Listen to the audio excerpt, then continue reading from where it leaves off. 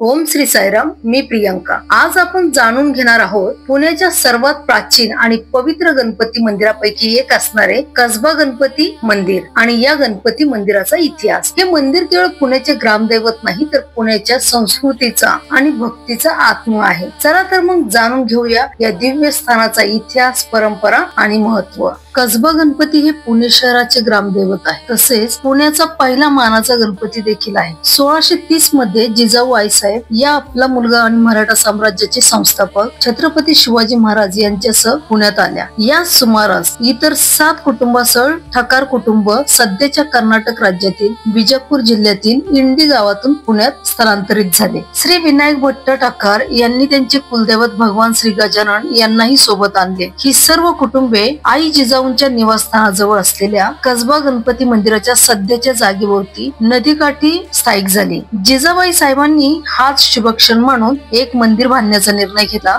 जे कसबा गणपती म्हणून प्रसिद्ध आहे. कर्नाटकातून आलेल्या याच ठक्कार कुटुंबाने कसबा गणपतीची स्थापना केली असे मानले जाते. छत्रपती शिवाजी महाराज आपल्या प्रत्येक स्वारीपूर्वी याच गणपतीचे दर्शन घेत असत. आजही घरात होणाऱ्या कोणत्याही शुभ कार्याची लग्नाची पत्रिका ही येथील मंदिरास अर्पण केली जाते आणि नंतर शुभ कार्य झाल्यानंतर वधूवरास या मंदिरात दर्शन घेण्यासाठी आणले जाते. पुण्याच्या 5 मानाच्या गणपतीत पहिला मानाचा गणपती म्हणून कसबा गणपती प्रसिद्ध आहे. राजमाता जिजाबाई आणि गणेश भक्त ठक्कर यांना झालेल्या दृष्टांतानुसार जमीन खणल्यावर ही मूर्ती सापडली अशी देखील आख्यायिका आहे.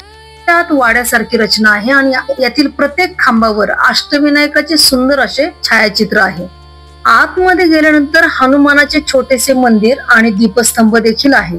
समोरच भिंतीवर आपल्याला गणपतीची वेगवेगळ्या रूपातील सुंदर अशी छायाचित्रे पाहायला मिळतात. कसबा गणपती एका दगडी गाभाऱ्यात असून तांदळा स्वरूपात आहे. तांदळा म्हणजे हात पाय वगैरे नसणारी मुखवटा वजा मूर्ती. पुणे शहरात तांदळा स्वरूपात असणाऱ्या गणपतीचे बहुधा हे एकमेव मंदिर असावे. गणपतीच्या या मूर्तीच्या डोळ्यात हिरे आणि नाभी स्थानी माणिक बसवलेला आहे.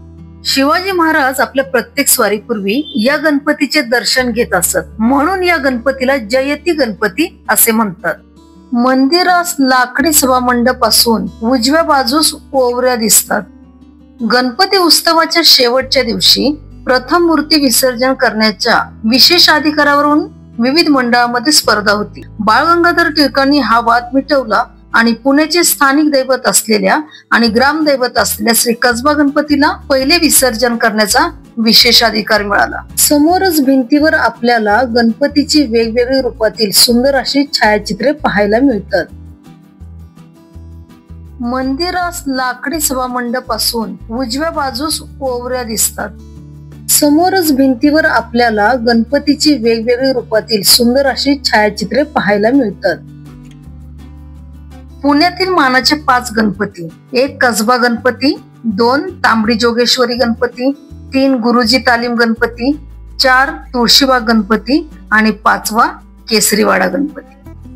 हा व्हिडिओ आवडला असेल तर लाईक करा, कमेंट मध्ये गणपती बाप्पा मोरया लिहायला विसरू नका आणि सबस्क्राईब नक्की करा. जय कसबा गणपती. जय गणेशा.